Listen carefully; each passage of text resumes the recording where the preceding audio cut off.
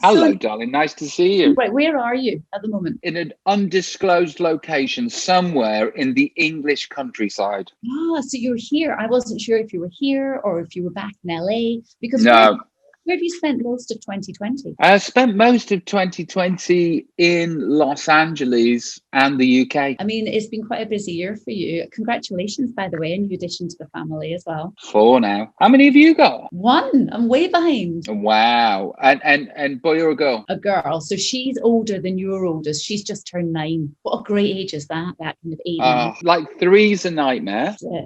Yeah, three's a nightmare, just like the three-nager or whatever they call it. I couldn't be more adored by Theodora, my 8-year-old right now. And I adore her so much. And I know this is gonna go away in like 5 years' time. She's just gonna be resentful and hate me for a little bit. It's gonna break my heart. No, maybe not. I think they're always daddy's girls. I think it's the mums that's got to worry. I mean, Uh, because isn't that what happens? I'm just going to I'm just going to give her what she wants. So she just stays.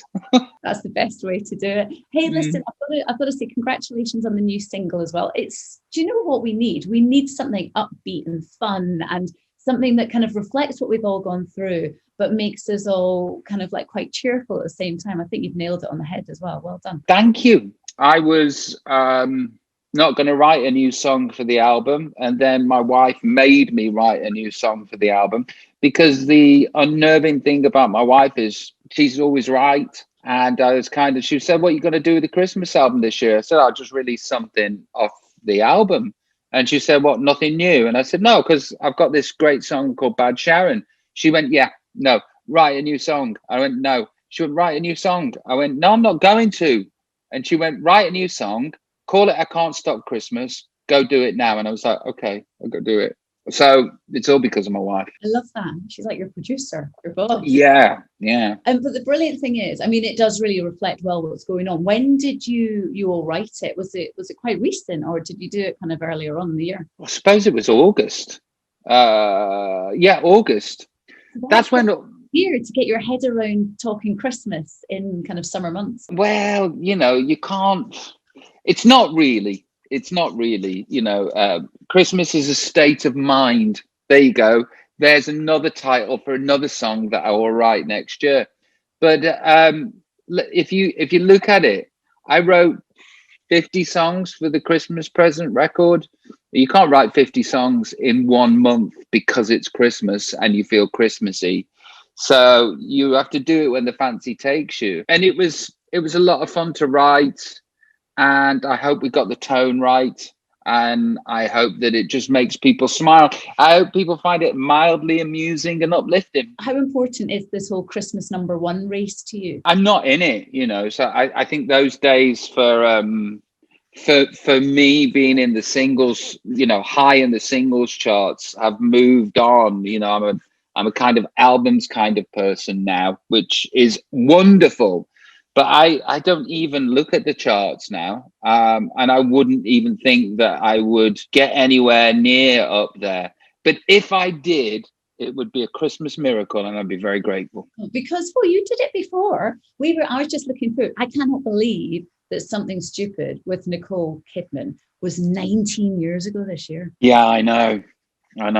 It's worrying, isn't it? Yes. I mean, I can ask you because your age is out there. If you Wikipedia your age will come up. I know it's rude to ask a lady, but how old are you now? So I think I'm a year behind you. I'm 44. February 12th, me. You're 13th, aren't you? Oh, right. Yeah. Are you an Aquarius?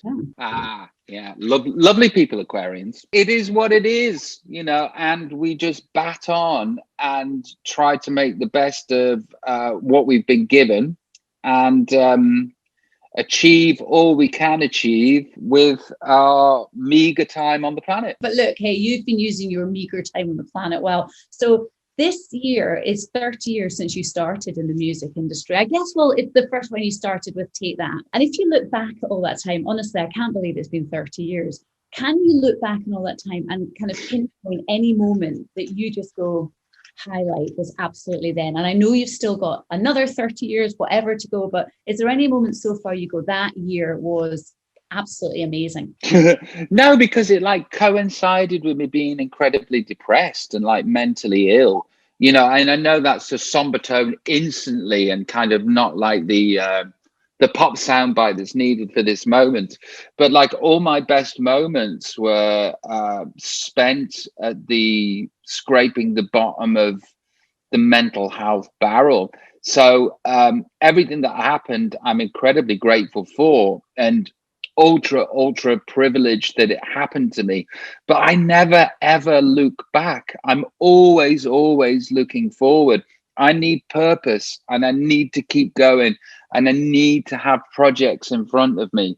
So the way that you would think that I would behave about something like Nebworth or my swing album or the Albert Hall or things of that kind of nature, or the selling the most tickets in the history of music in one day and getting the biggest record contract, all of those stuff I just don't even think about. The things that I am excited about and that give me joie de vivre is what's about to happen. So what's happening next year then? Come on, tell us. TV shows, films, 2 albums. I'm starting a band.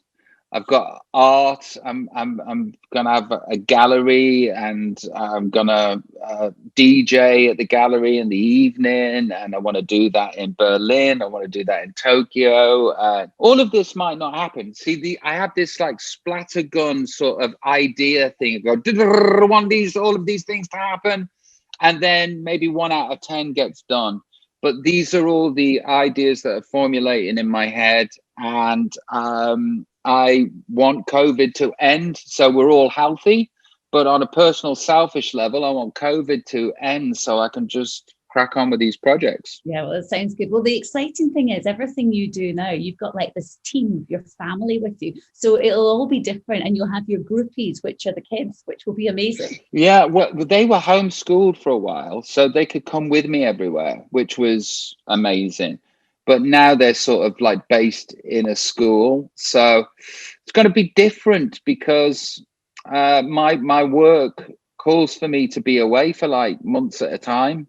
I don't know how I'm going to work it or how I'm going to feel about it.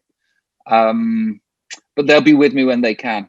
Amazing. Well, look, just before you go, can I just ask you, are we going to see you touring? Are we going to see you on stage next year? Is that going to be something? COVID willing, who knows what's going to happen?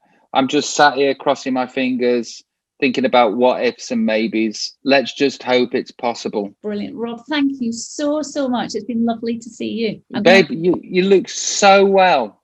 Oh, you're absolutely glowing. Oh, thank you. Yeah, a pleasure.